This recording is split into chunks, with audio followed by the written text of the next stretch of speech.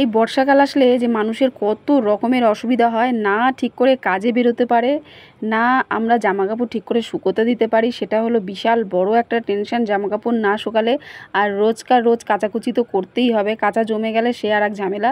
আর সব থেকে বড় সমস্যা হলো যেটা, সেটা হলো বাড়িতে খালি এই যে ঘাস ফুস লতা পাতা থেকে থেকে খালি বেড়ে যাবে, আর ওর বাবা পরিষ্কার করবে, আবার দুদিন বাদে দেখবে বেড়ে গেছে, কেমন ঝামেলা লাগে। তো আমি রাস্তার সামনে কতগুলো ফুল গাছ বসিয়েছি, একটা হলো বড় টগর, শিউলি ফুল গাছ আর কলা গাছ। তো একটা বিষয় তোমাদের সাথে একটু শেয়ার করি। তো বড় টগর ফুল গাছটা না একটা কড়ি এসছে, তো কড়িটার দিকে আমি রোজ তাকাই, তাকাতে তাকাতে এমন হয়েছে কড়িটা গাছে ঝরে পড়ে, কেমন বিরক্ত লাগে।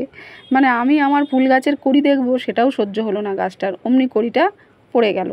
আর ফুল হবে কোথা থেকে? তো দেখা যাক কবে ফুল হয়। আর ওর বাবা দোকান থেকে আসার সময় মাংস নিয়ে এসছে, সেটা ধুয়ে ঠুয়ে আমি ভালো মতো ফ্রিজে স্টোর করে রেখে দিলাম, রাত্রিবেলা রান্না করব। স্নান সেরে চলে আসলাম ঘরে। এরপর আমি আমার গোপালকে পুজো দিয়ে নেবো, তারপরে পুজো টুজো দেওয়া হয়ে গেলে দুপুরের খাওয়া দাওয়াটাও সেরে নেবো। তো আজকে মাছ রান্না করেছিলাম, আর ওদিকে মেয়ে তো স্কুল গেছে। আর এখন বর্ষাকালের ওয়েদার, থেকে থেকে মেঘ হয়, বৃষ্টি হয়, ঘরের মধ্যে না নেট প্রবলেম প্রচুর হয়। ফেসবুকে দুপুরবেলা খাওয়া দাওয়া করে যখন রেস্ট নিতে নিতে একটু ফোনটা ঘাঁটি বা কারো লাইভে যাওয়ার চেষ্টা করি, এত প্রবলেম করে নেটটা যে লাইভে যেতেই পারি না।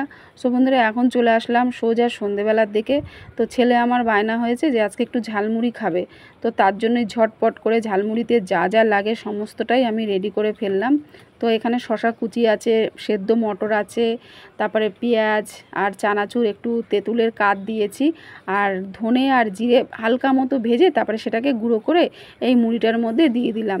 আর একটুখানি মটরের সাথে আলু সিদ্ধও করে নিয়েছি। তো ঝালমুড়ির মধ্যে যে চাটটা দিয়েছি, সেই চাটের পরিমাণটা অনেকটাই বেশি হয়ে গেছে। ওদিকে মেয়ে কতগুলো মেটেরিয়াল অর্ডার দিয়েছিল অনলাইনে, তো সেই সমস্ত জিনিস আজকে দিনের বেলা চলে এসছে, আমি আর খুলে টুলে দেখিনি। তো ও রাতের বেলা খুলে আমাকে দেখাচ্ছে, মা দেখো এইগুলো এসছে। তো এইগুলোই আমি অর্ডার দিয়েছিলাম। আর ওই জগন্নাথের প্রসাদের যে বাস্কটা ছিল, সেই বাস্কটা খুব যত্ন করে রেখে দিয়েছে, যাতে এই মেটেরিয়ালগুলো খুব সহজেই তার মধ্যে ও ভরে রাখতে পারে। কিছুদিন আগে আমি একটা মোটিভেশনাল ভিডিও বানিয়েছিলাম, তো সেখানে এই লাল হারটা পরেছিলাম, তো ভালোই লাগছিল, শাড়ির সাথে একদম ম্যাচিং হয়ে গেছে। আর বেগুনি কালার হারটাও খুব দেখতে ভালো লাগছে, আর তুতে কালার হারটা সবে সবে তৈরি করছে।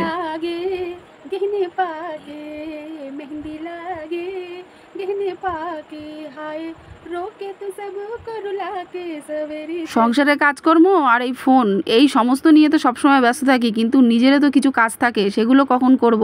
তো অনেক দিন ধরেই ভাবছি যে নিজের জন্য দুখানা রেডিমেড ব্লাউজ বানাবো, যেটা আর কি বাড়িতে আমি পরতে পারবো নাইটির সাথে।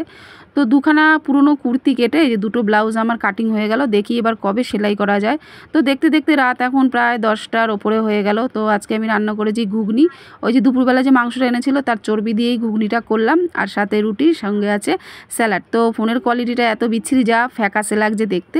সো এখানেই শেষ করলাম, টাটা।